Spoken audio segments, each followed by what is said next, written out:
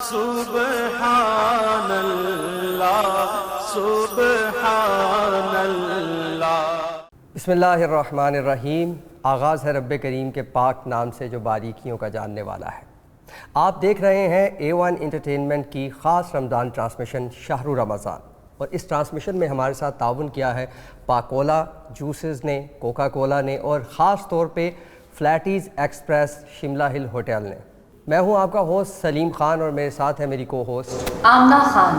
اور رمضان المبارک کا پہلا عشرہ چل رہا ہے۔ جیسا کہ آپ جانتے ہیں کہ پہلا عشرہ رب کی رحمت کا عشرہ ہوتا ہے، اور ویسے بھی سب سے بڑا جو گولڈن پیکج ہمارے پاس اللہ کی طرف سے رمضان المبارک میں آتا ہے وہ یہی ہے کہ جنت کے دروازے کھول دیے جاتے ہیں، دوزخ کے دروازے بند کر دیے جاتے ہیں، اور شیطان کو جکڑ دیا جاتا ہے۔ یہ ہمارے لیے ایک بہت ہی بڑا پازیٹیو پوائنٹ ہے اللہ کی طرف رجوع کرنے کے لیے، کیونکہ جب آپ کا دشمن قید ہو جاتا ہے تو آپ کھل کے جو بھی کرنا چاہیں آپ کر سکتے ہیں۔ ہمارے پاس بہت سے بہانے، ہیلے بہانے رمضان سے پہلے ہوتے ہیں کہ ہم نیکیاں اس لیے نہیں کر پاتے کہ شاید شیطان ہمیں بہکا دیتا ہے، لیکن یہ رمضان کے آتے ہی یہ چیزیں بھی جو ہیں وہ کھل کے سامنے آ جاتی ہیں کہ کون سا ایسا شخص ہے جو شیطان کے بہکاوے میں آ کے اللہ کے راستے سے دور تھا، اور کون سا انسان ایسا ہے کہ جس نے اپنے نفس پر اتنا ظلم کیا کہ اس کا نفس اتنا سیاہ ہو چکا ہے کہ اب وہ اسے اللہ کی عبادات کی طرف راغب ہونے ہی نہیں دیتا۔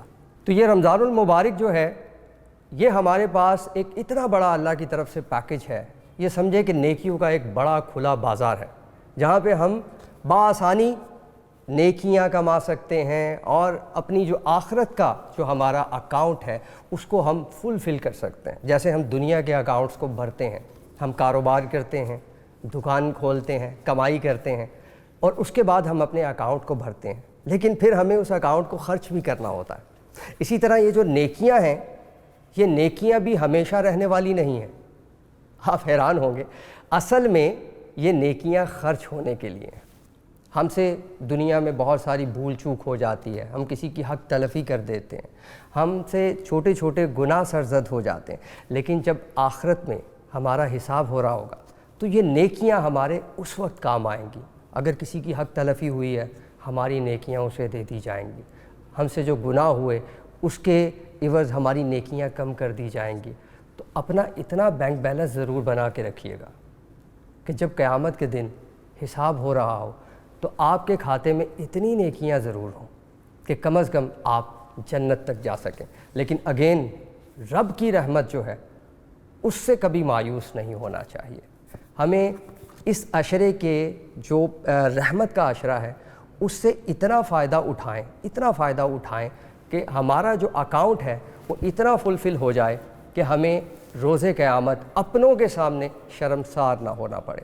اور اگر ہم بات کریں نیکیوں کی تو ہمارے پاس اللہ کی طرف سے جو اس مہینے میں سب سے افضل انعام بھیجا گیا ہے وہ قرآن کریم ہے۔ قرآن کریم ایک ایسا صحیفہ ہے، ایک ایسی کتاب ہے کہ جس کو آپ جتنی بار پڑھتے ہیں اور اس کے ترجمے کو سمجھتے ہیں تو آپ کے سامنے نئی نئی راہیں کھلتی ہیں۔ اس لیے آپ اس مہینے میں خاص طور پہ قرآن کریم کو پڑھنے کا بہت اہتمام کیجیے، اور اسپیشلی ترجمہ کے ساتھ پڑھیے تاکہ آپ کو یہ بات سمجھ میں آ سکے کہ کائنات کا رب جو آپ سے مخاطب ہے، یہ ڈائریکٹ اللہ کے الفاظ ہیں، وہ آپ سے کہنا کیا چاہتا ہے۔ تو آئیے ہم آغاز کرتے ہیں پروگرام کا باقاعدہ طور پر قرآن کی چند آیات سے، اور اس کے ساتھ ہم اس کا ترجمہ بھی دیکھیں گے۔ اعوذ باللہ من الشیطان الرجیم، بسم اللہ الرحمن الرحیم۔ اللہ کے نام سے شروع جو بڑا مہربان نہایت رحم کرنے والا ہے۔ قل هو اللہ احد، کہو کہ اللہ ایک ہے، اللہ الصمد، اللہ بے نیاز ہے، لم یلد ولم یولد، نہ اس نے کسی کو پیدا کیا اور نہ ہی کسی نے اس کو پیدا کیا، ولم یکن لہ کفوا احد، اور اس کائنات میں کوئی اس کا ہمسر نہیں ہے، کہیں بھی کوئی اس کا ہمسر نہیں ہے۔ صدق اللہ العظیم۔ خدا کی وحدانیت کے لیے یہ ایک بہترین جامع صورت ہے جس سے پتہ چلتا ہے کہ کائنات کی جو سپر پاور ہے وہ فقط ایک ہی ہے، اور وہ ہے رب کائنات۔ اور اس وقت رمضان کے موضوع پر، آج کے روزے کے حوالے سے، تقویٰ کے حوالے سے اور دین پر بہت ساری باتیں کرنے کے لیے ہمارے ساتھ جو ہمارے آج کے مہمان موجود ہیں، یوں تو ان کا تعارف کسی بھی تعریف کا محتاج نہیں ہے. ٹیچر بھی ہیں، مذہبی اسکالر بھی ہیں، اور اس کے علاوہ خاص طور پر منہاج القرآن یونیورسٹی سے، یہ ایک بڑا زبردست ادارہ ہے. یہاں سے بہت سارے طلباء عالم بن کے نکلے، اور پھر بہت سارے طلباء ایسے بھی ہیں جو عالم بن کے وہاں پر ہی ٹیچرز کے فرائض بھی سر انجام دے رہے ہیں. جی تو ناظرین، آج رمضان کے حوالے سے مذہبی گفتگو کرنے کے لیے اور باقاعدہ طور پہ جو مدلل گفتگو ہوگی اور مستند گفتگو ہوگی، اس کے لیے ہمارے ساتھ جو عالم صاحب موجود ہیں، ہمارے مہمان پروفیسر محمد انعام مصطفی. یہ خاص طور پہ منہاج القرآن یونیورسٹی میں یوتھ لیگ میں ٹیچر کونسل کے ہیڈ بھی ہیں، ٹیچر بھی ہیں، اسکالر بھی ہیں اور پی ایچ ڈی بھی ہیں. ایک چھوٹی سی بریک کا وقت ہوا ہے، اس کے بعد ہم گفتگو کا سلسلہ شروع کریں گے. کہیں مت جائیے گا، ہمارے ساتھ رہیے گا، کیونکہ یہ ہے آپ کی ٹرانسمیشن شہر رمضان. سبحان اللہ سبحان اللہ. Welcome back. ایک بار پھر شہر رمضان میں آپ کا استقبال ہے، اور ہمارے ساتھ ہیں پروفیسر محمد انعام مصطفی صاحب. سر کیسے ہیں آپ؟ الحمدللہ، اللہ کا شکر ہے. سر، رمضان کی آمد ہے، پہلا عشرہ چل رہا ہے، ماشاءاللہ رحمت کا عشرہ ہے. تو اس میں میں یہ چاہوں گا کہ اگر آپ تھوڑا وضاحت سے بتائیں کہ روزے کا جو مقصد ہے، تقویٰ، اس سے مراد کیا ہے؟ سب سے پہلے تو میں آپ کا اور آپ کی کو ہوسٹ کا اور پھر ٹی وی چینل کی انتظامیہ کا شکریہ ادا کرتا ہوں کہ آج کی اس مبارک ٹرانسمیشن میں مجھے اظہار خیال کا موقع دیا. میں یہ عرض کرتا چلوں کہ مبارکباد اس لیے بھی ہے کہ برائی سوشل میڈیا کے ذریعے اور ٹی وی چینلز کے ذریعے پھیل رہی ہے. ایسے ماحول میں کہ جہاں ایک ایک لمحہ بڑی آسانی کے ساتھ برائی کو حاصل کیا جا سکتا ہے، اس انوائرمنٹ میں میں سمجھتا ہوں کہ اس ٹی وی چینل کی یہ کوشش، رمضان نشریات کی، اور پھر جو نام آپ نے لیا وہ بھی قرآن سے اخذ کیا، شہر رمضان، انتہائی خوبصورت ہے اور قابل تحسین ہے. وہ اس اعتبار سے بھی کہ رسول پاک صلی اللہ علیہ وسلم نے فرمایا کہ اگر تم برائی کو دیکھو تو اسے اپنے ہاتھ سے روکو، اگر ہاتھ سے نہیں روک سکتے تو اپنی زبان سے روکو، اور اگر زبان سے بھی نہیں روک سکتے تو کم از کم اس برائی کو دل میں برا جانو.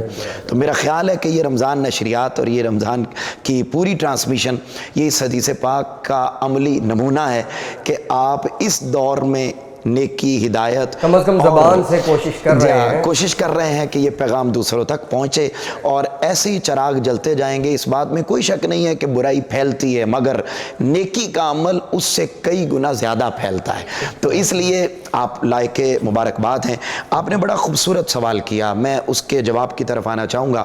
روزے کا بنیادی مقصد، اللہ رب العزت نے قرآن مجید میں ارشاد فرمایا، یا ایھا الذین آمنوا کتب علیکم الصیام کما کتب علی الذین من قبلکم لعلکم تتقون. اے ایمان والو، ہم نے تم پر روزے فرض کر دیے جیسا کہ تم سے پہلے لوگوں پر فرض کیے گئے. اب پوچھا باری تعالیٰ کیوں؟ تو جواب ایک ہی آیا، لعلکم تتقون، تاکہ تمہیں تقوی کی نعمت حاصل ہو جائے. اب آپ کا سوال تھا کہ تقویٰ کسے کہتے ہیں. میں اس کے آنسر میں، آپ نے بہت ساری تعریفات سنی ہوں گی، ناظرین نے بہت ساری سنی ہوں گی، مگر میں کچھ ایسے سادہ انداز میں اس کی تعریف اور یہ ڈیفینیشن میرا خیال ہے کہ آپ پہلی مرتبہ سنیں گے، اور وہ یہ کہ 3 ڈیفینیشن سرچ کرنا چاہتا ہوں. پہلی ڈیفینیشن جس کو امام غزالی رحمۃ اللہ علیہ نے اپنی احیاء العلوم میں ذکر کیا، وہ فرماتے ہیں کہ تقویٰ یہ ہے کہ جس جگہ پر اللہ تمہیں دیکھنا چاہتا ہے تو بس وہیں نظر آئے، اور جس جگہ پر اللہ تمہیں دیکھنا نہیں چاہتا اس جگہ پہ تو نظر نہ آئے. اب روزہ ہم اس لیے رکھتے ہیں، یہ پورا 1 مہینہ پریکٹس کرتے ہیں، اس لیے کہ آنے والے 11 مہینے ہمارے اندر یہ ایبیلٹی پیدا ہو جائے، یہ صلاحیت پیدا ہو جائے، اتنی ہمارے اندر استعداد پیدا ہو جائے کہ بھئی جب رمضان ختم ہو تو یہ سارا مہینہ روزے رکھ کر، تلاوت کر کے، عبادات کر کے، صدقہ و خیرات کر کے، یہ ساری ایکٹیویٹیز کر کے ہمارے اندر یہ ایبیلٹی پیدا ہو جائے کہ اگلے 11 مہینے ہم صرف وہاں نظر آئیں جہاں اللہ ہمیں دیکھنا چاہتا ہے، اور اس جگہ پر نظر نہ آئیں جہاں اللہ ہمیں دیکھنا نہیں چاہتا۔ یہ ایک ڈیفینیشن ہو گئی۔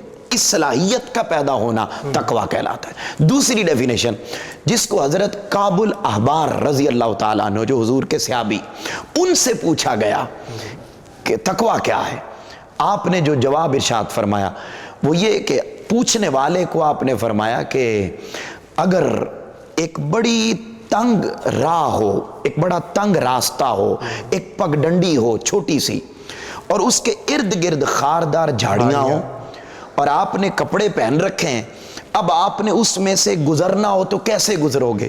جگہ بڑی چھوٹی سی ہے، ارد گرد خاردار جھاڑیاں بھی ہیں، اور آپ نے اپنے آپ کو بچانا بھی ہے، تو کیسے؟ تو انہوں نے جواب دیا کہ میں صاف ظاہر ہے اپنے کپڑوں کو سمیٹوں گا اور یوں سنبھل کے چلوں گا کہ کوئی کانٹا میرے کپڑوں کو نہ لگ جائے، کوئی کانٹا میرے جسم کو زخمی نہ کر دے، تو میں یوں بچا کے اپنی منزل تک پہنچ جاؤں گا۔ آپ نے بس وہیں پکڑ لیا اور فرمایا یہ دنیا ایک خاردار جھاڑی کی مانند ہے۔ انسان نے 60 سال گزارے، 70 سال گزارے، 100 سال گزارے، جتنی جس کو زندگی دی تھی وہ گزاری، تو کہا اگر کوئی بندہ یوں کہ ارد گرد خاردار جھاڑیوں سے مراد اس دنیا میں ہر لمحہ آپ کے ارد گرد گناہ موجود ہیں، رذائل موجود ہیں، اسفل سافلین کی کوالٹیز موجود ہیں، ارد گرد برائی کا ماحول ہے، آپ نے اس دنیا کی زندگی میں یوں بچا کے گزر جانا ہے جیسے آپ خاردار جھاڑیوں سے خود کو بچا کر گزر جاتے ہیں۔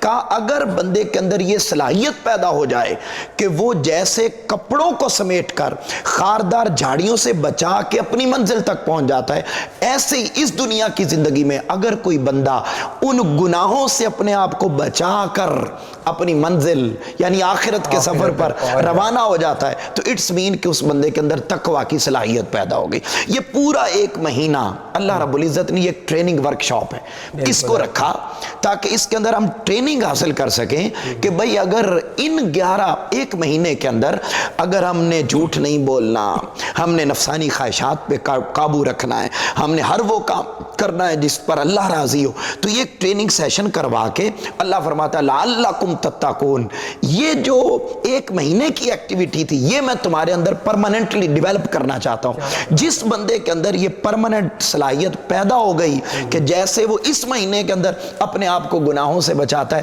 وہ آنے والے 11 مہینوں میں بھی بچا لے، تو اٹس مین کہ اس کے اندر تقویٰ کی صلاحیت پیدا ہو گئی۔ اور آخری بات جو بڑی آپ کو لطف دے گی اور بڑی ایمان افروز ہوگی وہ یہ کہ تقویٰ کس کو کہتے ہیں؟ جب ہم انسان کو دیکھتے ہیں نا تو انسان کے اندر 3 چیزیں ہیں، ایک ہے جسم، ایک ہے روح اور ایک ہے نفس۔ اچھا اب یہ روح جو ہماری تھی یہ تو تب بن گئی جب اللہ نے کن فرمایا اور فیکون، وہ ہو گئی۔ اچھا اب وہ تو آج سے لاکھوں کروڑوں اربوں سال بیت گئے اس بات کو جب سے ہماری روح موجود تھی۔ اچھا اب یہ روح بن تو گئی تو رہی کہاں؟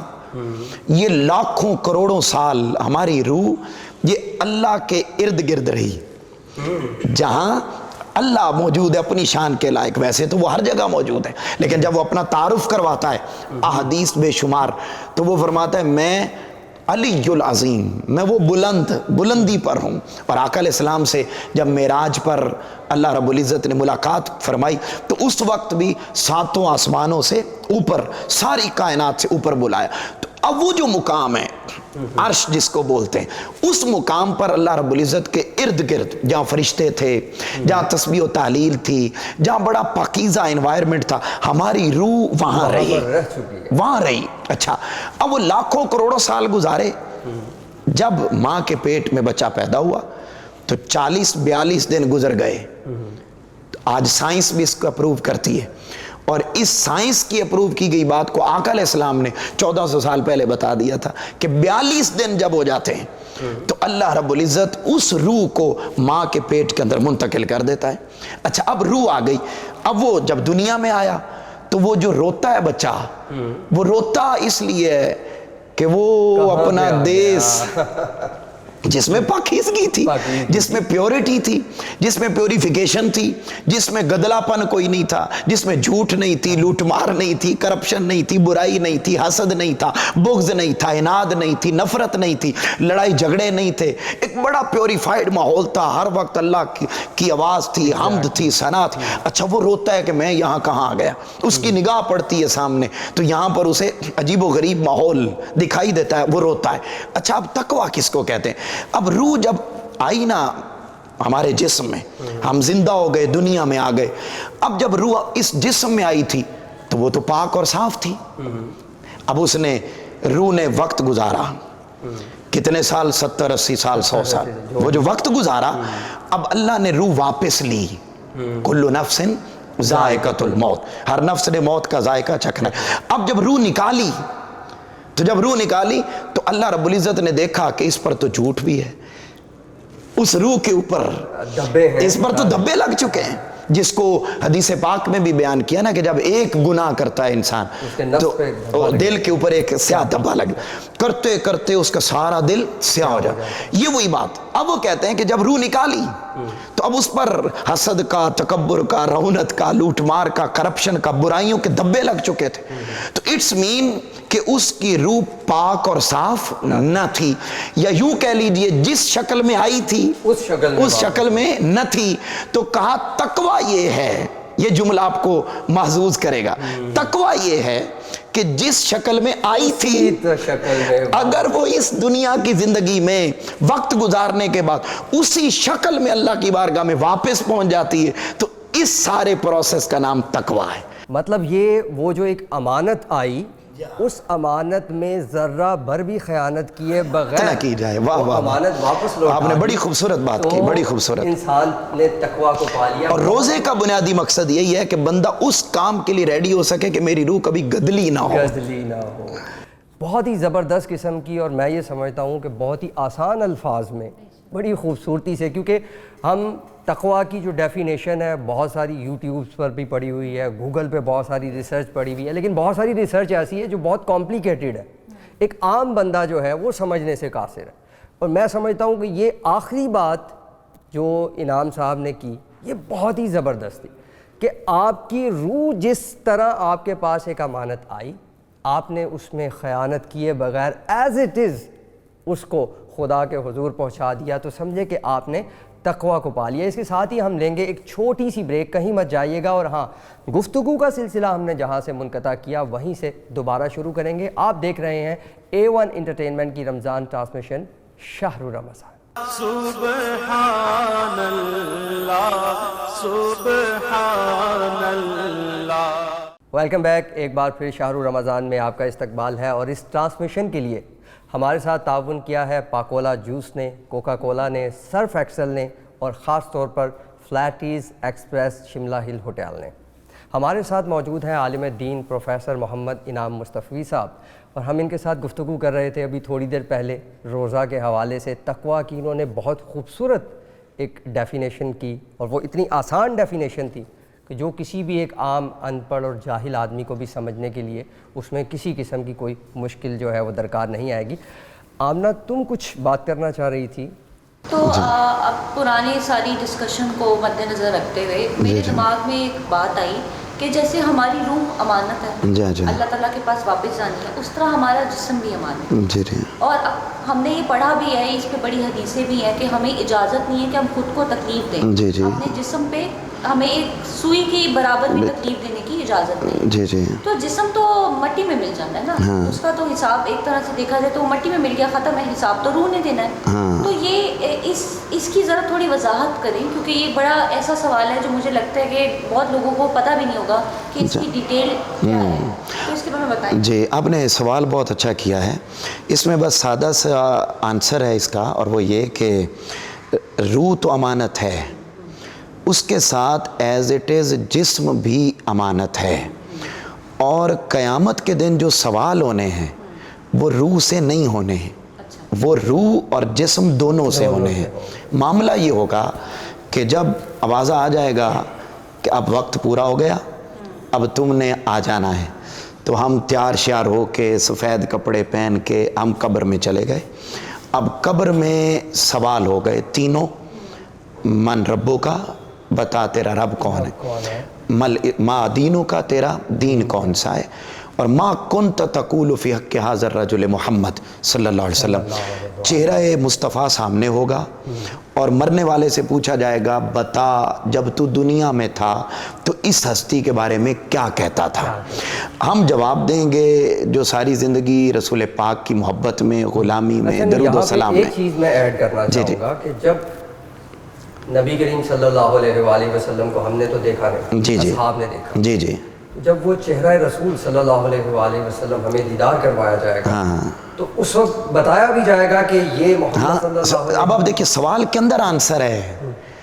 یہ نہیں پوچھا جائے گا من نبیوں کا کہ تیرا نبی کون ہے، بلکہ آپ بخاری اور مسلم کو پڑھیے تو انہوں نے تو 3 سوال ہی نہیں لکھے. میں آپ کی بات کر رہی ہوں، یہ ہر انسان کو دکھایا جائے گا جو غیر مذہبی تھا، جو مذہبی تھا، غیر مذہبی تھا، ہر مرنے والے کو، مطلب جو انسان جو دنیا میں سے چلا گیا ہر مرنے والے کو.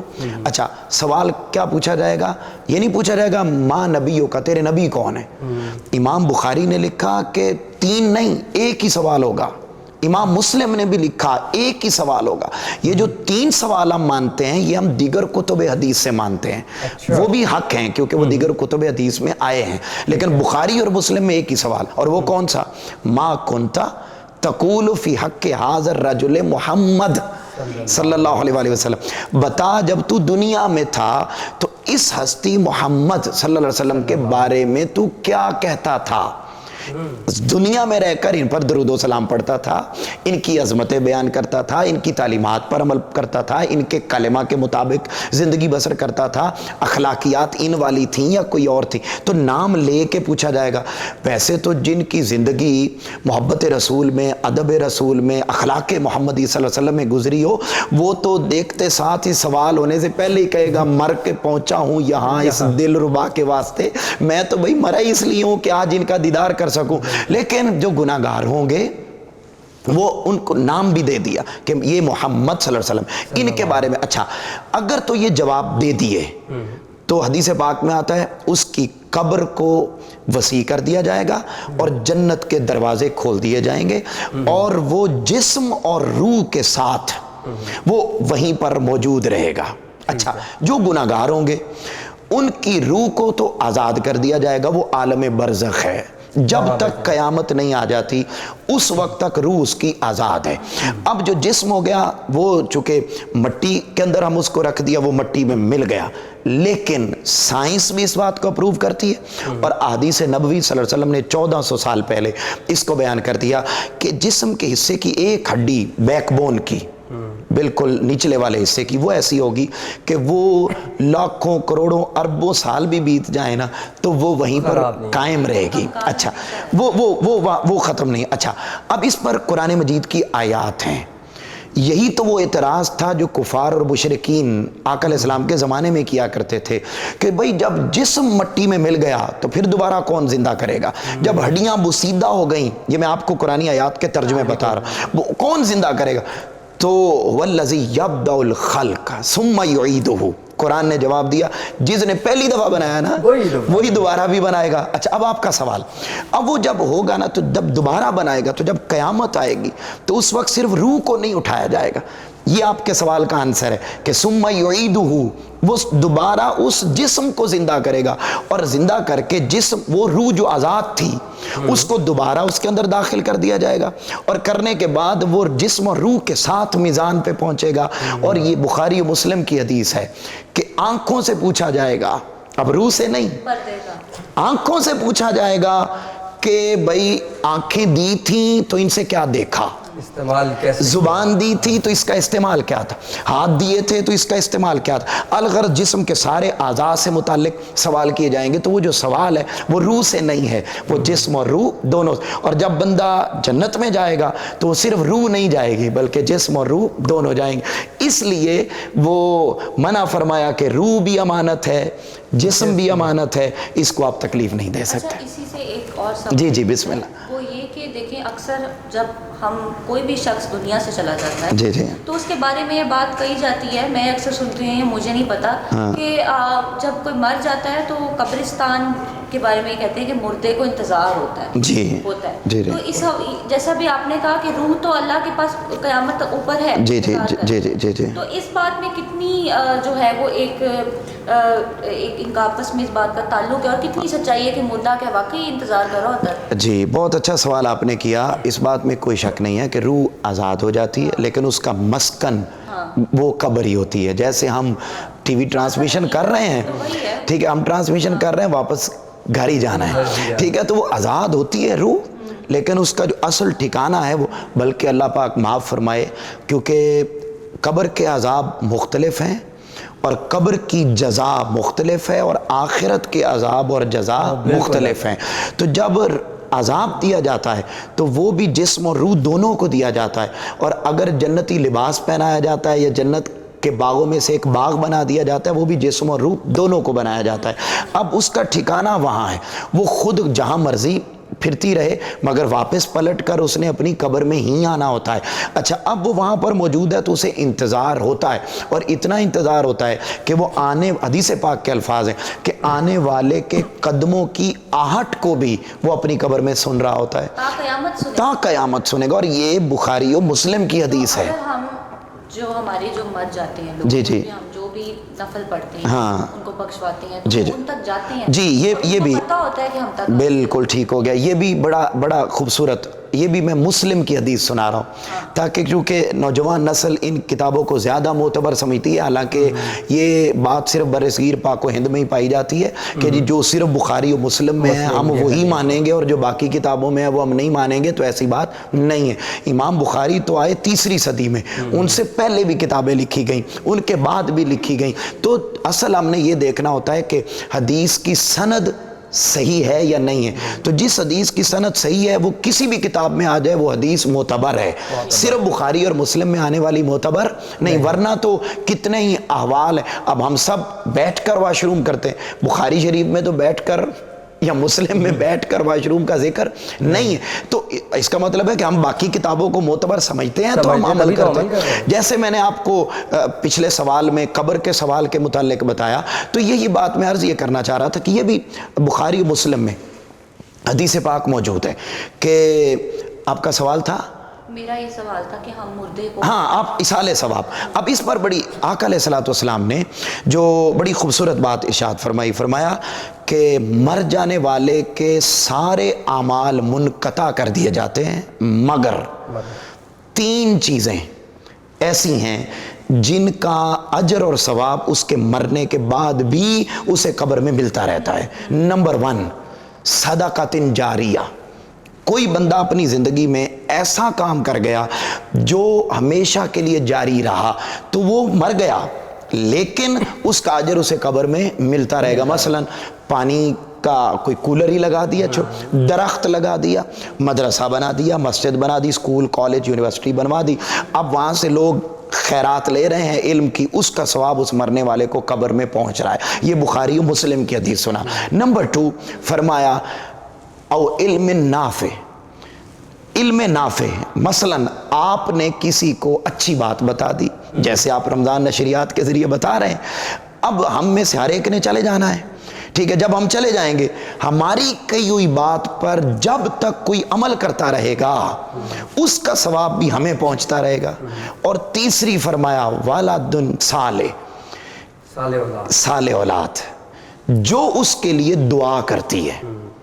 صالح اولاد جو اس کے لیے دعا, اب مرنے والا مر گیا, وہ پیچھے نیک اولاد چھوڑ کے چلا گیا, وہ اس کے لیے بخشش کی دعا کرتی ہے, وہ اس کے لیے صالح ثواب کرتی ہے. بالکل کریں, تو کوئی بھی کرے. دیکھیے ہم اس کے لیے معذرت میں آپ کی بات کر رہا ہوں, ہم دیکھیے دعا کرتے ہیں نماز میں, اور پھر وَالْإِخْوَانِنَ الَّذِينَ سَبَقُونَ بِالْإِيمَانِ, قرآن کی آیت ہے کہ ہمارے وہ بھائی جو دنیا سے چلے گئے ایمان کی حالت میں, ان کو بخش دے. ہم قرآن میں آیت پڑھتے ہیں. تو اب آپ بھائی, مطلب اس سے وہ آپ کے سوال کا جواب مل گیا کہ بہن بھائی جو دعا کرتے ہیں ان کا اجر بھی ملتا ہے، اولاد جو کرتی ہے وہ بھی اجر ملتا ہے، والدین جو کرتے ہیں وہ بھی اجر ملتا ہے. یہاں تک ایک حدیث پاک ہے، آقا علیہ السلام کی بارگاہ میں حضرت سعد رضی اللہ تعالیٰ عنہ وہ آ گئے، یا رسول اللہ صلی اللہ علیہ وسلم کیا میں اپنی ماں کی طرف سے کوئی کنواں کھدواؤں تو کیا لوگ اس کا پانی پئیں گے تو اس کا اجر انہیں قبر میں ملے گا؟ آقا علیہ السلام نے فرمایا ہاں، تم اپنی ماں کی طرف سے جو فوت ہو گئی ہیں ان کی طرف سے کنواں کھدواؤ. یہ بھی سیاستہ کی حدیث ہے، سیاستہ کی حدیث ہے کہ آپ کنواں کھدوائیں اور جب تک لوگ پانی پیتے رہیں گے تمہاری ماں کو اس کا اجر ملتا رہے گا. اور آج بھی آپ مدینہ پاک میں جائیں تو وہ بئر ام سعد، بئر ام سعد کہ یہ سعد کی ماں کا کنواں ہے، وہ آج بھی موجود ہے اور لوگ اس سے پانی پیتے ہیں. لوگ جو اسپیشلی لکھ دیتے ہیں ساتھ ہاں اصالِ ثواب کے حوالے سے، مطلب نام باقاعدہ لکھ دیا جاتا ہے کہ اصالِ ثواب برائے نام جو ہاں، تو یہ جو نام ہے یہ اسی حدیث سے ڈرائیو ہوا، مطلب لکھا جا سکتا ہے. اس میں میں نے بتایا یہ جو نام ہے بئر ام سعد، یہ آقا علیہ السلام نے حدیث میں دیا اور فرمایا، خود اپنی زبان سے فرمایا کیا کنواں کھدوایا تھا حضرت سعد نے، تو ہونا تو چاہیے تھا یہ سعد کا کنواں ہے. لیکن آقا علیہ السلام تشریف لے گئے، پانی نوش فرمایا اور فرمانے کے بعد آقا علیہ السلام نے فرمایا یہ سعد کی ماں کا کنواں ہے. اچھا ایک سوال ہے لیکن اس سے پہلے ہم ایک بریک لیتے ہیں. جی جی، اور بریک کے بعد ہم واپس آ کے آپ سے یہ سوال کریں گے. تب تک کہیں مت جائیے گا، دیکھتے رہیے آپ کا اپنا پروگرام شہر الرمضان. سبحان اللہ سبحان اللہ. السلام علیکم ایوری ون، میں ہوں آمنہ خان آپ کی ہوسٹ، اور ایک بار پھر شہر الرمضان کے کچن میں آپ سب کو خوش آمدید. اور اب ہم اپنے شیف پاشا کے پاس آئے ہیں ان سے یہ پوچھنے کے لیے کہ آج ہمیں افطار میں کیا ملے گا. تو بتائیے پاشا. آج آپ کے لیے بہت ہی ایک جوسی اور پیاری کرسپی سی ہم نے پیاری، اچھا، وہ ہے ٹینڈر چکن. اوکے، جیسے نام سے ہی ظاہر ہے کہ ٹینڈر مطلب کہ ٹینڈر. اس کو بنانے کے لیے ہم نے چکن اسٹرپس کا استعمال کیا ہے. اچھا، اس کو ہم نے پہلے میرینیٹ کرنا ہے سالٹ، پیپر، مسٹرڈ اور ریڈ چلی سے. ہلکا سا لیمن کا ٹچ دیں گے تاکہ یہ ٹینگی ٹیسٹ آئے. کیا آپ مجھے بتا سکتے ہیں کہ یہ کیا ہے؟ یہ فرینچ مسٹرڈ پیسٹ ہے. اچھا، اس کا استعمال ہم لوگ کانٹیننٹل ڈشوں میں زیادہ کرتے ہیں، جس کو ہم لوگ عام زبان میں ہم کہتے ہیں سرسوں یا مسٹرڈ. باقی ساری چیزیں تو آئی تھنک بہت ایزیلی گھر پہ مل سکتی ہیں سوائے اس ساس جی. کے. اگر مسٹرڈ ساس نہ ملے تو ہم مسٹرڈ پیسٹ کا استعمال، مسٹرڈ پاؤڈر کا استعمال کر سکتے ہیں. تو اگر مسٹرڈ پاؤڈر بھی نہ اویلیبل ہو تو ہم ہلکا سا چکن پاؤڈر کا استعمال کر سکتے ہیں. اس کو میرینیٹ کرنے کے بعد ہم لوگ اس کو انڈے میں واش کریں گے. اس کے بعد ہم نے اس کو کوٹنگ کرنی ہے فلور اور بریڈ کرم سے. تو چلیں پھر اپنی ریسیپی اسٹارٹ کرتے ہیں. جی، سب سے پہلے ہم نے کیا کیا ہے کہ چکن اسٹرپس کو ہم نے کاٹ لیا. کاٹنے کے بعد اس کو ہم نے تھوڑا سا دیکھے میم ہم نے ہیم کیا ہوا ہے. وہ میں نے دیکھا ہے. ہیم کرنے کے بعد اس کو ہم نے ڈالا باؤل کے اندر سب کو، یہ دیکھیں سب کو. ٹھیک ہے. اب ڈالیں گے ہم اس کے اندر سالٹ. یہ سالٹ میں اس کے اندر اسپرنکل کر رہا ہوں. ہاں. پھر ہم نے اس کے اندر ڈالا بلیک پیپر پاؤڈر. ٹھیک ہے. آپ بلیک پیپر کرش بھی ڈال سکتے ہیں، آپ ریڈ چلی پاؤڈر بھی ڈال سکتے ہیں. پھر ہم اس کے اندر تھوڑا سا ڈالیں گے مسٹرڈ پیسٹ. مسٹرڈ پیسٹ کے بعد ہم ڈالیں گے کرش چلی. یہ ڈپینڈ آن یور چوائس کہ آپ اسپائسی کا رکھنا چاہتے ہیں، نان اسپائسی رکھنا چاہتے ہیں، آپ اپنی مرضی سے ڈال سکتے ہیں. میں نے اس کے اندر ڈالی ہے 1/4 ٹی اسپون. پھر ہم اس کے اندر ہلکا سا لیمن کا ٹچ دیں گے. یہ لیمن جوس فریش اگر آپ استعمال کریں گے تو زیادہ اچھا اور ٹینڈر اور مزے کا آتا ہے. آپ لوگ لیمن جوس بوٹل کا بھی استعمال کر سکتے ہیں. اگر لیمن اویلیبل نہ ہو تو ہم ونیگر کے بھی 2-4 ڈراپ اس کے اندر ڈال کے ہم اس کو میرینیٹ کر سکتے ہیں. یہ میں نے اس کے اندر لیمن ڈال دیا. اب ہم اس کو ہلکا سا ٹاس کریں گے، اس کے اندر مکس کریں گے. یہ سارے کو مکس کرنے کے بعد ہم اس کو انڈے سے کوٹنگ کریں گے.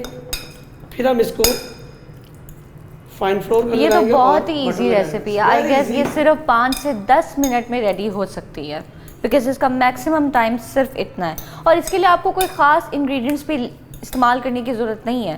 تمام موجودہ انگریڈینٹس بہت ایزیلی گھر پہ اویلیبل ہو سکتے ہیں. اور ہم اس میں یہ ہے کہ آپ اس کو ایک دن پہلے بھی میرینیٹ کر کے رکھ سکتے ہیں. آپ اس کو کوٹنگ کر کے کرمنگ کر کے رکھ سکتے ہیں تاکہ افطاری کے وقت آپ کے ہم اس کا پلیٹر دہی میں بھی تو بنا سکتے ہیں. دہی بھی تو استعمال کی جا سکتی ہے. ہاں جی بالکل استعمال کر سکتے ہیں.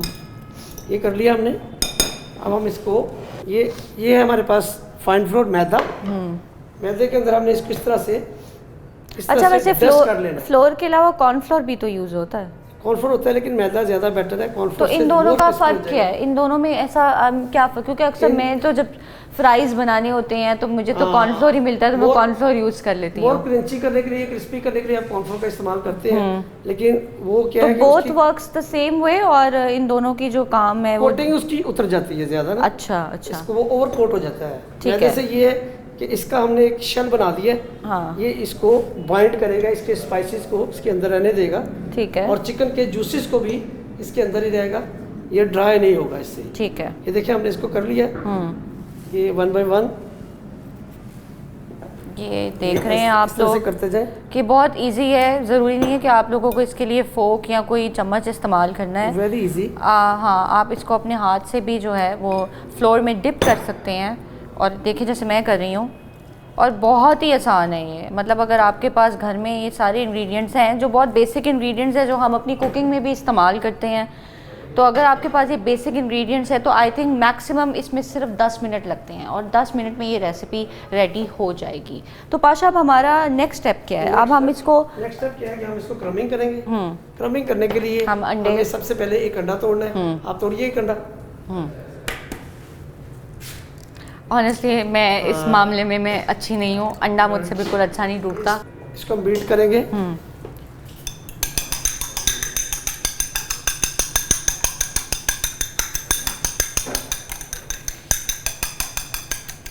नहीं, मैं इसका क्या प्रोसीजर है कि इसको हमने 1 बाय 1 अंडे में डुबो के और इसको क्रम करना है। मैम आप इसको एक एक करके मैं क्रम करता हूँ। ठीक है। ये अब हमारा जो एक एक को डिप कीजिएगा, ये ले, और मैं करती हूँ। हाथ से करें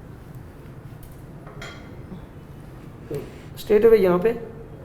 ऐसे इसका ख्याल आपने ये रखना है हाँ, कि पूरे का पूरा अंडे के अंदर ये लिपटा हुआ हो।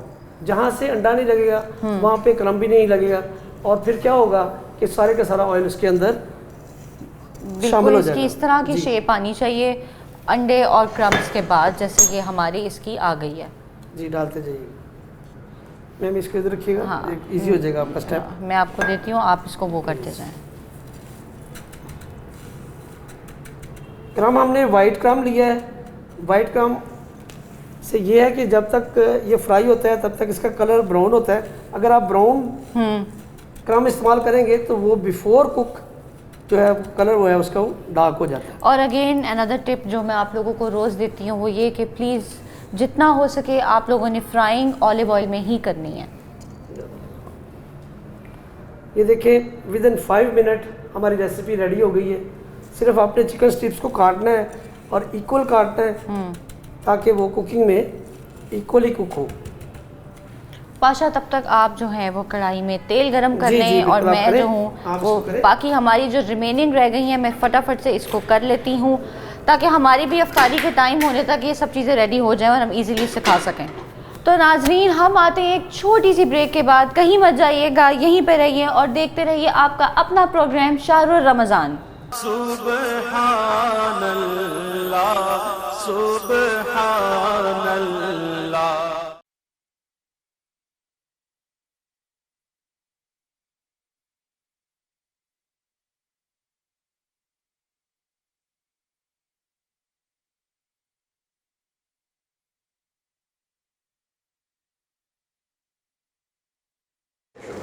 अच्छा, मेरा एक सवाल है जो कि हमारे पुराने सवालों के अंदर से ही निकला है। जी जी। वो ये सवाल है कि मैंने बड़ी इस पे रिसर्च भी की, काफ़ी डिस्कशन हुई, सब कुछ, तो मैंने ये सुना भी और पढ़ा भी कि हमारी 3 ज़िंदगियाँ होती हैं। एक पैदा होने से पहले जो ऑब्वियसली माँ के पेट के अंदर होती है, जी जी। दूसरी हमारी ये ज़िंदगी जो हम जी रहे हैं, और तीसरी ज़िंदगी जो हम कब्र में बिताते हैं। तो ये क्या बात कितनी सही है? और हिसाब की बात की जाए तो जैसे हमारा इस ज़िंदगी में जो हिसाब है जी वो जी। हमने कब्र में देना है, और फिर वहाँ से आगे सिलसिला क़यामत तक। तो मुझे ये बताइए कि जो हमारी पहली ज़िंदगी जी जी। के बारे में मैंने क्या क्या उसका भी कोई हिसाब है?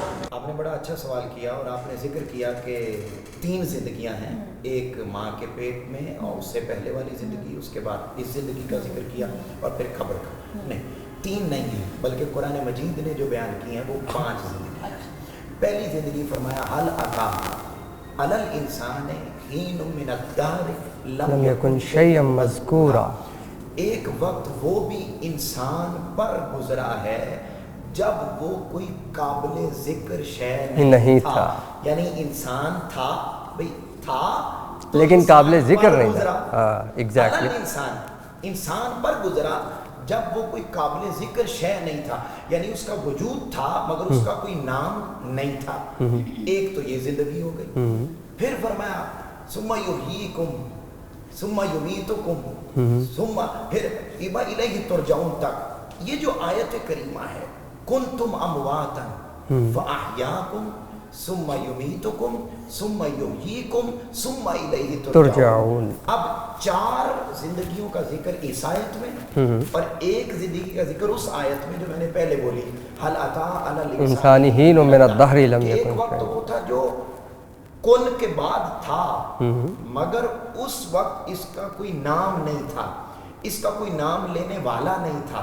یہ وہ زمانہ تھا جس زمانے میں اللہ بھی موجود تھا. اچھا لیکن کئی جگہوں پہ پڑھا کہ اسی آیت کے هل اتى على الانسان حین من الدہر لم یکن شیئا مذکورا کہ قابل ذکر نہ ہونے سے مراد وہاں پہ تحقیر بھی تھوڑا سا لکھا ہوا.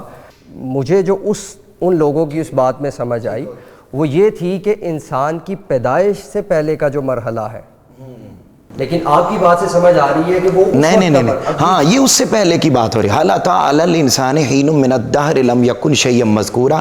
یہ اس فرمان سے پہلے ہے کہ جب اللہ رب العزت نے حدیث قدسی میں ارشاد فرمایا کہ میں کنت کنزا مخفیا فاحببت ان اعرف، کہ میں ایک چھپا ہوا خزانہ تھا، میرے دل میں محبت پیدا ہو گئی اور یہ خواہش پیدا ہو گئی کہ ان اعرف میں جانا جاؤں. تو پھر میں نے فخلقت محمد صلی اللہ علیہ وسلم، تو پھر میں نے نور محمدی صلی اللہ علیہ وسلم کو پیدا کر دیا. اب یہ جو اس سے پہلے کا زمانہ تھا اس میں انسان تھا مگر قابل ذکر نہیں تھا. اچھا اس کے بعد اللہ فرما رہا ہے کنتم امواتن، تم سارے مردہ تھے. یہ کس زندگی کی بات ہو رہی ہے؟ جو اس کن کے بعد سے لے کر ہماری ولادت تک کا زمانہ ہے. تھی یہ زندگی مگر اس زندگی کا نام موت تھا. تھی زندگی مگر اس زندگی کا نام موت. اچھا مردہ تھے فاحیاکم، تمہیں زندہ کر دیا. یہ اس زندگی کا ذکر فرمایا. ثم یمیتکم، پھر آ جائے گا کل نفس ذائقۃ الموت، موت کا ذائقہ چکھو گے اور پھر تم مردہ ہو جاؤ گے. ثم یحییکم، پھر قبر کی ساری زندگی عالم برزخ تم پھر زندہ رہو گے روح اور جسم کے ساتھ. ثم الیہ ترجعون، پھر سور پھونکا جائے گا اور دوبارہ اٹھائے جاؤ گے اور اللہ کی بارگاہ میں پہنچو گے. تو یہ 5 زندگیاں ہیں. ایک وہ جس کا ذکر نہیں ہے، جس میں انسان قابل ذکر نہیں. ایک وہ زندگی جس کو موت کہا پیدا ہونے سے پہلے، ایک وہ زندگی جس کو حیات کہا، پھر ایک وہ زندگی جس کو عالم برزخ میں اس کو بھی موت کہا، پھر وہ زندگی جس کو جو جب روح نکلی تو موت کہا، پھر قبر کی زندگی کو پھر حیات کہا، اور پھر جب ہم اللہ کی بارگاہ میں جائیں گے تو اس زندگی کو کہا کہ تم سارے اللہ کی بارگاہ میں لوٹ کر آؤ گے. اب تو یہ 5 زندگیاں ہیں. اچھا ان 5 زندگیوں میں سے آپ کا جو سوال تھا کہ حساب کس زندگی کا ہوگا، تو 4 زندگیوں کے حساب نہیں ہوں گے. حساب صرف اس زندگی کا ہوگا جس کو دار العمل کہا جاتا ہے. اگلے سارے پروسیس کو دار الجزا کہا جاتا ہے. تو ہم جتنی ایکٹیویٹیز اس دنیا میں کریں گے ان کا حساب کتاب آخرت میں ہوگا، باقی زندگیوں کا نہیں ہوگا. اب ہمارے پاس یہ دنیا جو ہے ایک دار العمل ہے، اور اللہ کے فضل سے رمضان بھی آ گیا. رمضان میں ہمارے پاس بہت بڑے بڑے اللہ کی طرف سے پیکیجز بھی آ گئے. اب ہمارے لیے جو رول ماڈل ذات ہے، کوئی بھی کام ہم کرنا چاہتے ہیں تو اس کے لیے اگر ہمارے پاس ایک رول ماڈل ہوتا ہے تو ہم بہت آسانی سے اس کو فالو کر کے کام کر لیتے ہیں، بہت زیادہ چیزوں میں الجھتے نہیں. نبی کریم صلی اللہ علیہ وآلہ وسلم کی ذات ہمارے پاس رول ماڈل ہے. ان کے رمضان میں کیا معاملات ہوتے ہیں؟ واہ واہ، آپ نے بڑا خوبصورت اور بڑا ریلیونٹ سوال کیا. اللہ رب العزت نے اعلان کر دیا لقد کان لکم فی رسول اللہ اسوۃ حسنہ. تمہارے لیے رسول پاک صلی اللہ علیہ وسلم کی زندگی کامل ترین نمونہ ہے. جو انہوں نے کیا وہ تم کرتے جاؤ. اس لیے تو آقا علیہ السلام نے اپنے آخری خطبہ میں ارشاد فرمایا انی ترکتم فیکم الثقلین، میں تمہارے درمیان دو چیزیں چھوڑے جا رہا ہوں، اگر تم ان کو تھامے رکھو گے تو کبھی گمراہ نہیں ہوگے۔ ایک فرمایا میری اللہ کی کتاب، اور دوسرا فرمایا میری سنت، اور پھر ایک مقام پہ فرمایا اللہ کی کتاب اور میری اہل بیت۔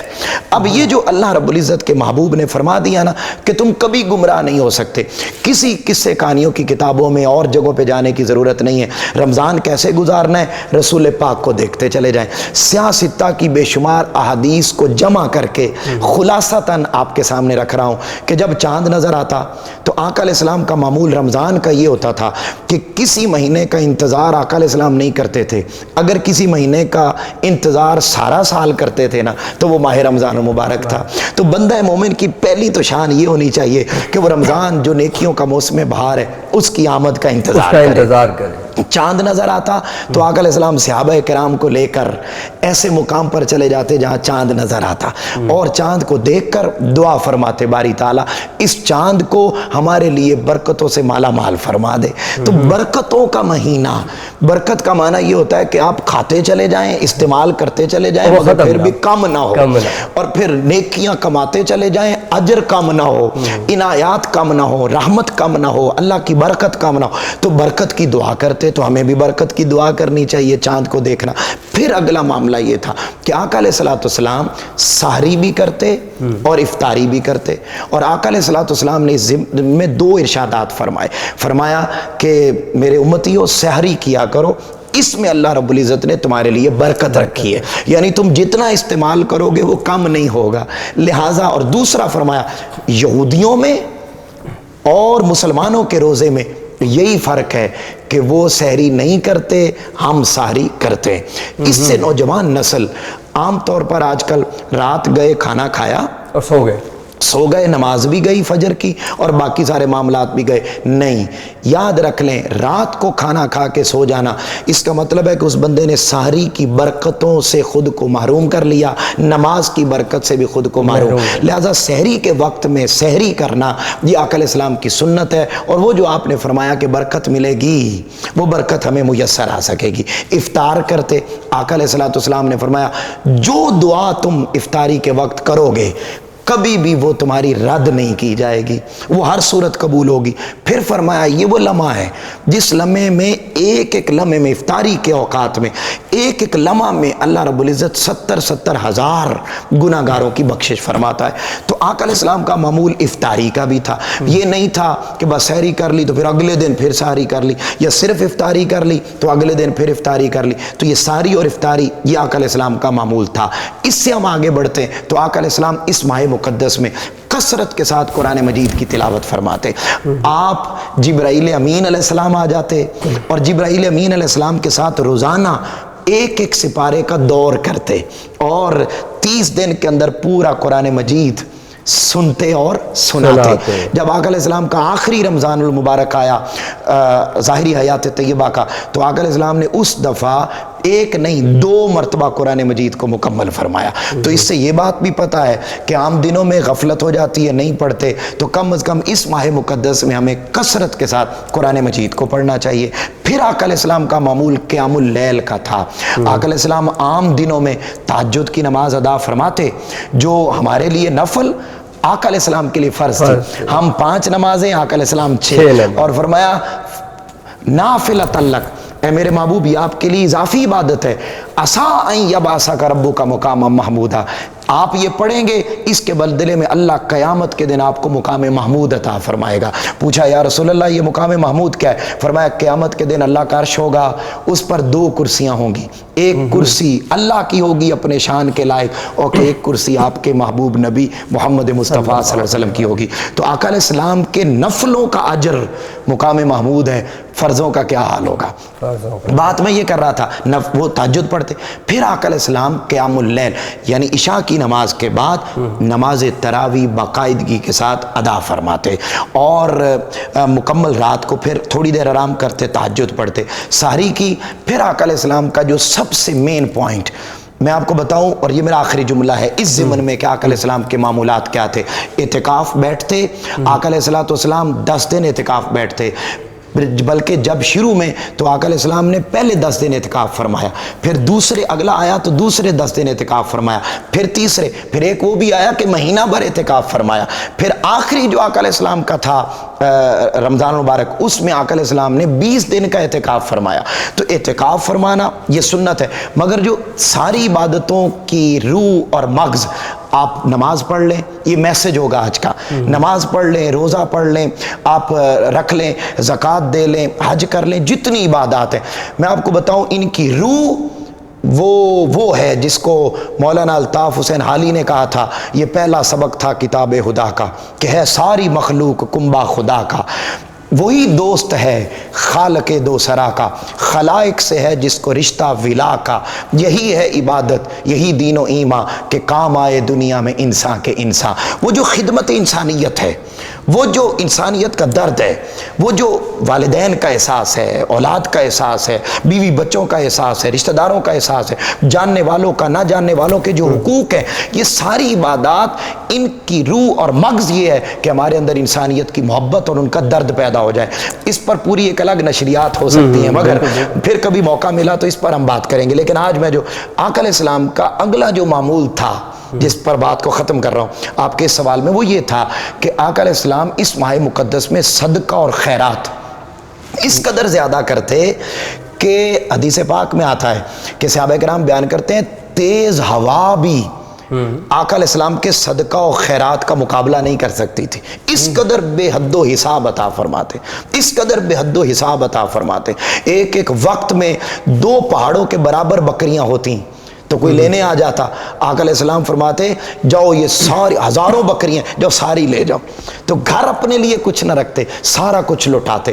یہ ماہ مقدس یہ بنیادی طور پر غریبوں کا، ضرورت مندوں کا، محتاجوں کا اور بے کسوں مجبوروں کا، اور پھر پاکستان کے جو حالات ہیں جس قدر مہنگائی اور معاملات ہیں، غریب پس گیا، تو ایسے انوائرمنٹ کے اندر آقا علیہ السلام کی اس سنت کو زندہ کرنا یہ انتہائی ضروری ہے۔ اور آقا علیہ السلام کی یہ سنت تھی کہ اس ماہ مقدس میں وہ کثرت کے ساتھ صدقہ اور خیرات کرتے تھے۔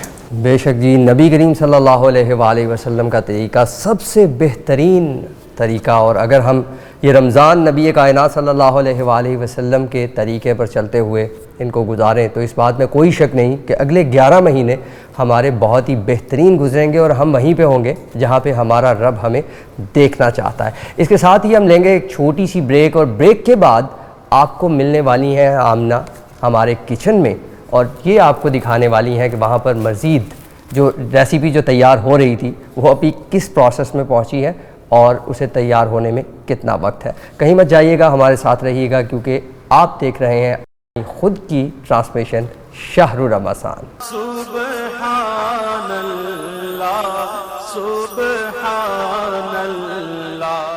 السلام علیکم ایوری ون، ہم وقفے سے واپس آ چکے ہیں اور ہمارے جو یہ ریسیپی ہے یہ آلموسٹ ریڈی ہے، جو باقی پروسیس رہ گیا اسے فرائنگ کا رہ گیا ہے۔ تو آپ مجھے یہ بتائیں کہ پاشا ہماری یہ گھی گرم ہو گیا؟ جی، تیل آئل گرم کرنے کے لیے ہم جو چیک کرتے ہیں، پہلے اس کو چیک کریں، پھر آپ اس کے اندر کوئی بھی چیز ڈپ کریں۔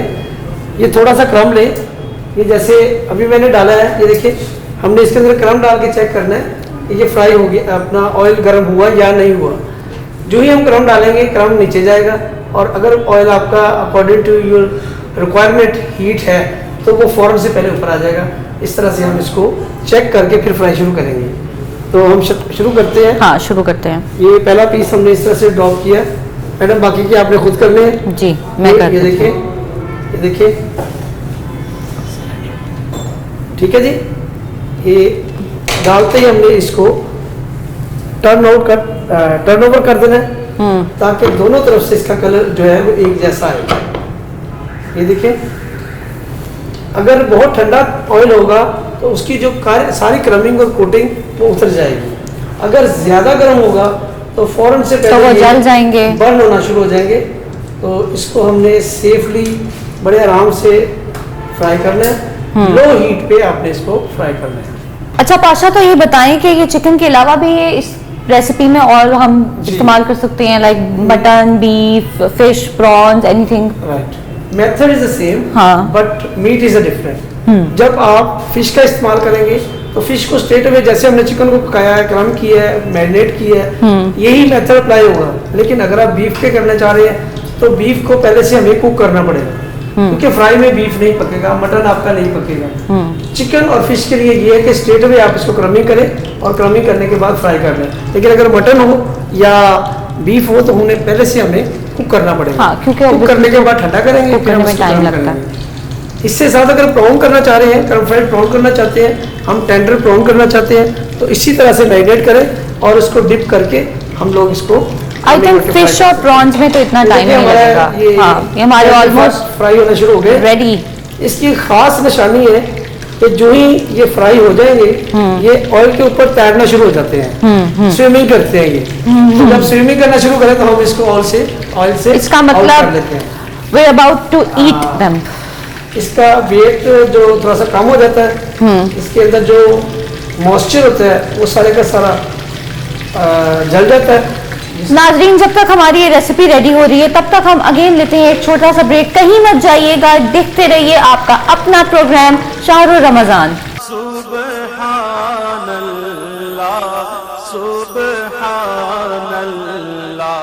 वेलकम बैक नाजरीन, हम वापस आ चुके हैं वक्फे से और आप देख सकते हैं कि हमारी रेसिपी ऑलमोस्ट रेडी है, बल्कि मुकम्मल रेडी हो चुकी है और बहुत ही ज़बरदस्त किस्म की खुशबू आ रही है। बहुत ही देखने से ही बस कुछ हो रहा है कि अब भी रोज़ा खुले और हम खा लें।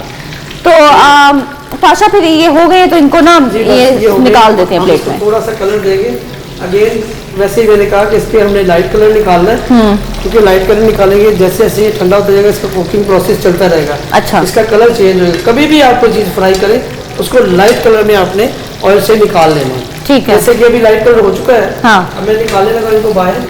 ये देखें कितना प्यारा कलर आपको नजर आ रहा है। ये रख दिया अगेन। अच्छा, फ्राई में एक आपकी टेक्निक ये होती है कि जितनी भी चीज़ें हम फ्राई करें उसका कलर सेम होना चाहिए। ये ना हो कि आधी कच्ची हो, आधी वाइट हो, आधी बर्न हो, कलर उनका सेम होना चाहिए। सब और लाइट ब्राउन होना चाहिए, लाइट ब्राउन।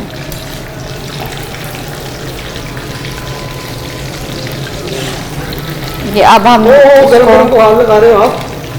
अब हम इसको जो है वो अपनी सेट करते हैं अपनी इस वाली प्लेट पे। गरम तो वाकई काफ़ी है।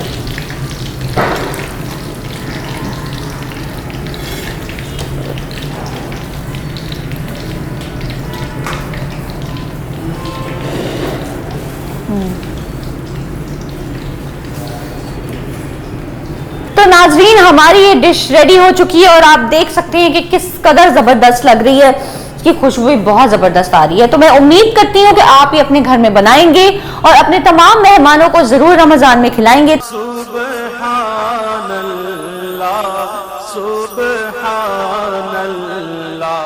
Welcome back. एक बार फिर शाहरुर रमज़ान में आपका इस्तकबाल है और इस ट्रांसमिशन के लिए हमारे साथ ताउन किया है कोका कोला ने, पाकोला ने, सर्फ एक्सल ने और फ्लैटीज़ एक्सप्रेस शिमला हिल होटल ने। हमारे साथ जो हमारे आज के मेहमान हैं प्रोफेसर मोहम्मद इनाम मुस्तफ़ी साहब, गुफ्तगू का सिलसिला मज़ीद आगे बढ़ाते हैं। सर, इबादत की नीयत क्या होनी चाहिए? वाह वाह, क्योंकि नीयत जो है वो तो शर्त है हर।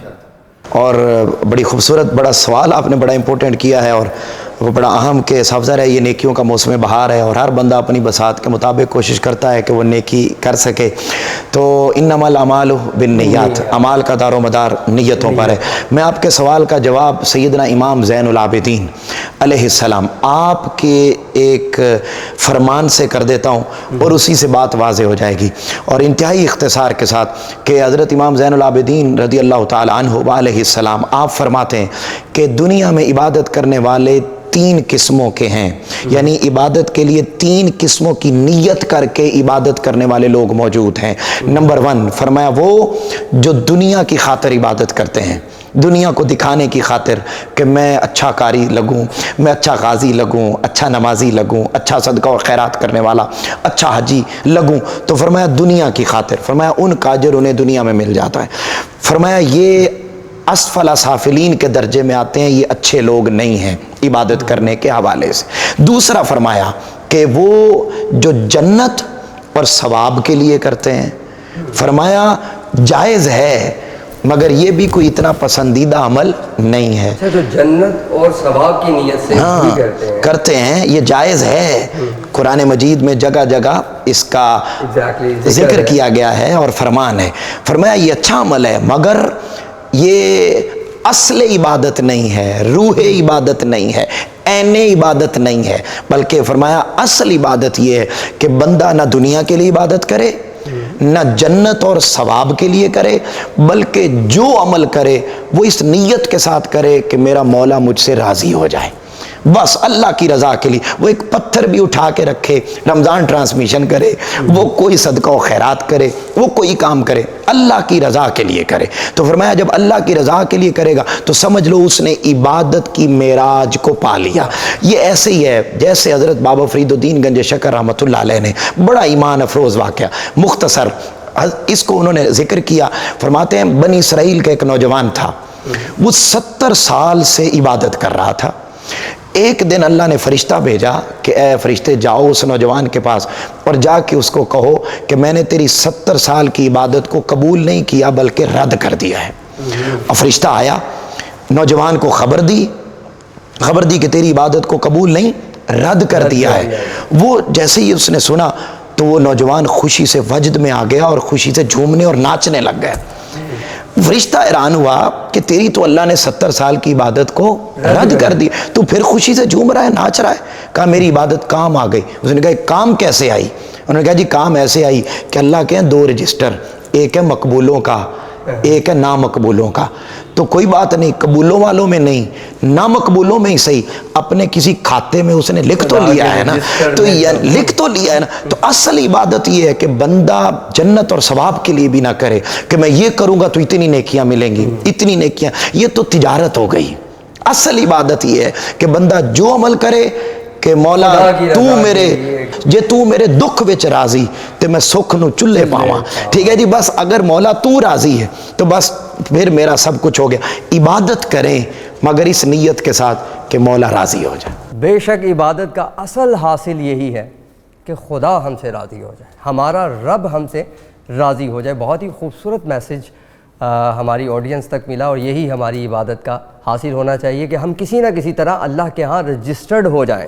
اس کے ساتھ ہی لاہور میں اذان مغرب کا وقت ہوا چاہتا ہے. ابھی ہم لیں گے ایک چھوٹی سی بریک اور آپ کو لے چلیں گے لاہور کے دسترخوان کی طرف. لیکن کہیں مت جائیے گا، ہمارے ساتھ رہیے گا، کیونکہ یہ ہے ہمارا رمضان، یہ ہے آپ کا رمضان، شہر رمضان. سبحان اللہ سبحان اللہ. ویلکم بیک ناظرین، ایک بار پھر سے خوش آمدید آپ کے اپنے شو شہر رمضان پہ، sponsored by Coca Cola, Pakola, Surf Excel and Flatties Express Shimla hill Lahore. تو سر ہمیں جاتے جاتے، کیونکہ ایپیسوڈ بالکل اینڈ پہ آ گیا ہے، اب ہمیں جاتے جاتے ہمارے ویورز کو اور ہماری جو یوتھ ہے ان کو کوئی خوبصورت سا میسج دے دیں. بہت شکریہ ایک بار پھر کہ پوری ٹرانسمیشن بڑی شاندار رہی، یادگار رہی. اور میں پیغام صرف یہ دوں گا کہ یہ ماہ رمضان مبارک یہ نیکیوں کا موسم بہار ہے، اور اس میں اللہ رب العزت کی رحمت اتنی وسیع ہے، اتنی وہ اس کی رحمت تو عام دنوں میں اتنی وسیع ہے کہ رحمتی واسعت کل شیء، کہ میری رحمت ہر شے پر وسیع ہے، اس کا احاطہ نہیں کیا جا سکتا. وَإِن تَعُدُّوا نِعْمَتَ اللَّهِ لَا تُحْصُوهَا، تم اس کو کاؤنٹ کرنا چاہو تو نہیں کر سکتے وہ نہیں. لیکن جب ماہ رمضان مبارک آتا ہے نا، اس کی رحمت بہت زیادہ وسیع ہو جاتی ہے. اس کی رحمت کی صرف میں ایک جھلک آپ کو بتا دوں کہ اس کی رحمت کتنی وسیع. وہ فرماتا ہے کہ تم گناہوں میں ڈوبے ہوئے تھے، اتنے گناہ تھے تمہارے کہ بھئی وہ ریت کے ذرات سے زیادہ تھے، وہ درختوں کے پتوں سے زیادہ تھے، سمندر کی جھاگ سے زیادہ تھے. تم گناہوں میں لت پت تھے، میری بارگاہ میں آ جاؤ، مصلے پر آ کر صرف مکھی کے پر جتنا آنسو بہاؤ. اور ایک حدیث میں آیا کہ آنسو نہیں بہا سکتے تو رونے والی شکل بنا لو اور اس کی بارگاہ میں معافی مانگ لو. وہ یہ نہیں دیکھے گا کہ پیچھے کیا کیا، وہ یہ دیکھے گا کہ میرا بندہ میری بارگاہ میں آ گیا ہے، بس وہ آنا پسند کرتا ہے تو اللہ رب العزت سارے گناہوں کو معاف فرما دیتا ہے. یاد رکھ لیں عذاب کبھی بھی قبر میں اور جو آخرت میں ہونا ہے وہ سارا عذاب گناہ کرنے کی وجہ سے نہیں ہونا، بلکہ گناہ پر معافی نہ مانگنے کی وجہ سے ہونا ہے۔ گناہ کرنے کو تو وہ پسند فرماتا ہے تاکہ یہ گناہ کریں تو میری بارگاہ میں آ کے توبہ کریں۔ تو یہ توبہ کا مہینہ ہے، مغفرت کا مہینہ ہے۔ نوجوان نسل ہیں، بزرگ ہیں، مائیں، بچے، سب ہم سب اس میں ڈوبے ہوئے ہیں۔ ہمیں اس ماہ مقدس میں کثرت کے ساتھ اعمال پر، برے اعمال پر توبہ کے ساتھ اللہ کی رضا کے لیے گزارنی چاہیے تاکہ اللہ رب العزت اس کے فیوز و برکات ہمیں دنیا میں بھی عطا فرمائے اور آخرت میں بھی عطا فرمائے۔ بہت بہت شکریہ پروفیسر محمد انعام مصطفی صاحب، آپ نے بہت اچھے طریقے سے اور بڑے آسان الفاظ میں جو سب سے زبردست بات تھی وہ یہ تھی کہ دین کی بات بھی ہو جائے اور اتنے آسان الفاظ میں ہو کہ ایک عام آدمی اس کو آسانی سے سمجھ لے۔ اور آپ نے وہ بہت جتنی بھی باتیں میں نے سوال کیے، آمنہ نے سوال کیا، آپ نے ان کو ڈیٹیلڈ اور بڑے آسان الفاظ میں سمجھایا۔ یہ اللہ کی ایک کرم نوازی ہے کہ انسان کی زبان سے ایسے الفاظ نکلیں کہ جو اگلے بندے کے دل پہ اثر کر جائیں، اور دل پہ اثر کب کریں گے؟ جب اس کو سمجھ میں آئیں گے۔ جب اس کو سمجھ میں ہی نہیں آئیں گے تو اس کے دل پہ اثر کیا ہوگا؟ دل سے جو بات نکلتی ہے اثر رکھتی ہے نہیں طاقت پرواز مگر رکھتی ہے۔ اقبال بھی تو کہاں پہ یاد آیا۔ اقبال بھی ہمارے بڑے زبردست قسم کے شاعر تھے۔ اور اچھا سلیم، میں آپ کی بات کاٹ رہی ہوں کیونکہ اقبال کی بات ہو رہی ہے تو اچانک سے میرے دماغ میں ان کا ایک بہت ہی خوبصورت انہوں نے چھوٹی سی نظم لکھی تھی، میں چاہوں گی کہ وہ میں کہوں اور آپ سب لوگ اس کو سنیں اور اس پہ عمل کریں۔ وہ نظم یہ ہے: دوا کی تلاش میں رہا میں دعا کو چھوڑ کے، میں چل نہ سکا دنیا میں خطاؤں کو چھوڑ کے، حیران ہوں میں اپنی حسرتوں پہ اقبال، سب کچھ مانگ لیا خدا سے مگر خدا کو چھوڑ کے۔ تو یہ اس بات کی گواہی ہے کہ ہم لوگ اللہ کی ذات کے سوا کچھ بھی نہیں ہیں۔ ہم اکثر اپنی چیزوں کے، اپنی غلطیوں کے اور اپنی ضروریات کے لیے ادھر ادھر جاتے ہیں، لوگوں سے مدد مانگتے ہیں، سب کچھ کرتے ہیں، لیکن ہم دعا نہیں مانگتے کیونکہ شاید ہمارا ایمان اللہ کی ذات پہ اتنا مضبوط نہیں ہے۔ تو یہ بات بتانے کا مقصد صرف اتنا ہے کہ جو بھی ہو جائے اپنا ایمان اللہ کی ذات پہ اتنا مضبوط رکھیں کہ آپ کو دنیا میں کبھی کسی چیز کی، کسی انسان کی مدد کی یا کسی بھی چیز کی ضرورت نہ پڑے، کیونکہ وہی خالق ہے اور وہی مالک ہے۔ تو امید کرتی ہوں کہ یہ ایڈوائس آپ سب لوگوں نے سنی ہوگی اور آنے والے وقت میں آپ لوگ اس کو ضرور عمل کریں گے۔ آمنہ، ہمارے پاس کچھ تحائف بھی ہیں پروفیسر محمد انعام مصطفی صاحب کے لیے۔ یہ کیسپر گروپ لاجسٹک کمپنی ہے، اس کی طرف سے ایک تحفہ ہے، پیش کیجیے۔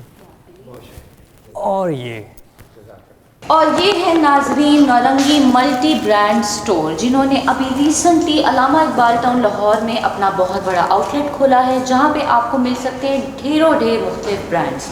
تو ہماری طرف سے آپ کے لیے یہ بھی بہت شکریہ، بہت شکریہ۔ ناظرین، اس کے ساتھ ہی ہماری آج کی جو ٹرانسمیشن ہے وہ آلموسٹ اپنے اختتام کو پہنچ رہی ہے۔ بہت ہی زبردست قسم کی باتیں ہوئیں، پروفیسر صاحب نے بہت زبردست قسم کی باتوں پہ اختتام کیا، آمنہ نے اقبال کا بڑا ہی زبردست شعر ہمارے ساتھ شیئر کیا، جس کا حاصل یہ تھا کہ دعا ضرور مانگیے۔ دعا ایک ایسی نعمت ہے کہ اس سے محروم ہو جانا، یہ سمجھیں کہ شاید خدا کے عذابوں میں سے ایک عذاب ہے کہ جو قوم دعا ہی نہیں مانگتی۔ ہمیں لازمی طور پہ کہا جاتا ہے کہ دعا تقدیروں کو بدل دیتی ہے۔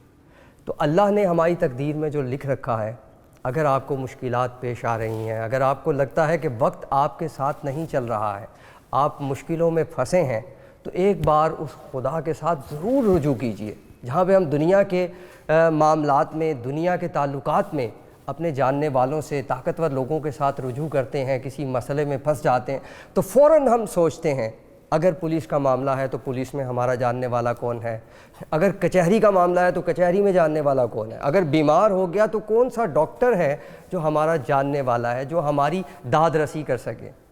تو اس دنیا میں جتنی بھی پریشانیاں ہیں، جتنی بھی پرابلمز ہیں، ان سب کو پیدا کرنے والا بھی رب ہے اور ان سب کو ختم کرنے والا بھی رب ہے۔ تو ایک بار دعا کے لیے ہاتھ اٹھا کے اپنے رب کے ساتھ ضرور متوجہ ہوئیے گا اور یقین کیجئے کہ آپ کی جو پریشانی ہے وہ راحت میں بدل جائے گی۔ اس وقت کراچی میں اذان مغرب کا وقت ہو چکا ہے، تو ہم آپ کو لیے چلتے ہیں کراچی کے دسترخوان کی طرف، اور کل حاضر ہوں گے انشاءاللہ ایک نئے ایپیسوڈ کے ساتھ، ایک نئے مہمان کے ساتھ۔ کہیں مت جائیے گا، ہمارے ساتھ رہیے گا، کیونکہ یہ ہے آپ کی ٹرانسمیشن، یہ ہے ہماری ٹرانسمیشن۔ शहर रमज़ान। सुबहान अल्लाह सुबहान